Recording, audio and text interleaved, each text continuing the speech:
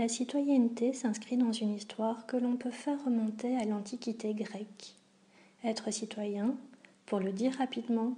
reste encore aujourd'hui attaché à un statut juridique, généralement celui de la nationalité, et est lié à des droits et des devoirs.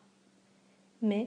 indépendamment de ce statut juridique, nous pourrions plus largement dire que le citoyen est toute personne qui développe une conscience et une manière d'agir collectif, qui tente aussi de penser et de faire bouger les frontières de la démocratie. L'idée au cœur de cette conception est que les hommes d'une société peuvent, grâce à leur raison, délibérer, décider et construire ensemble leur avenir. Face à l'impossibilité de réunir physiquement l'ensemble des citoyens, les élections, l'une des formes de citoyenneté, permettent d'élire des représentants à différents échelons, communaux, nationaux ou encore européens.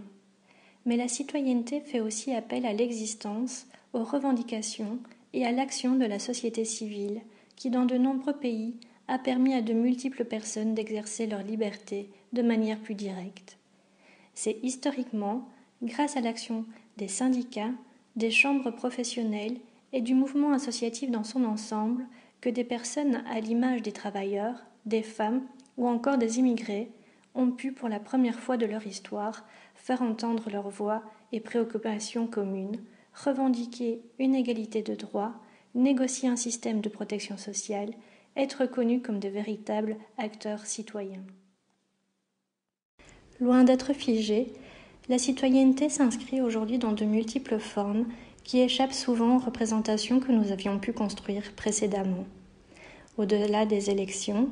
de la militance dans un parti politique ou un syndicat, se développe de plus en plus directement un engagement sur le terrain.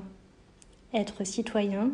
faire politique, c'est aussi se préoccuper de l'avenir de ses enfants à travers un comité scolaire, être actif dans une association pour venir en aide à des personnes en difficulté, s'organiser pour résoudre un problème commun, prendre part à un groupe de réflexion, être vigilant face à l'information diffusée par les médias, se transformer en lanceur d'alerte d'une situation jugée inacceptable, faire entendre la voix des sans-voix, dénoncer les violences sexuelles, descendre dans la rue pour tenter de renverser un régime corrompu, mais aussi respecter l'environnement à travers le recyclage ou la diminution de sa consommation d'énergie, etc. Au-delà des grandes délibérations qui peuvent être tenues au niveau international à travers des instances telles que l'ONU,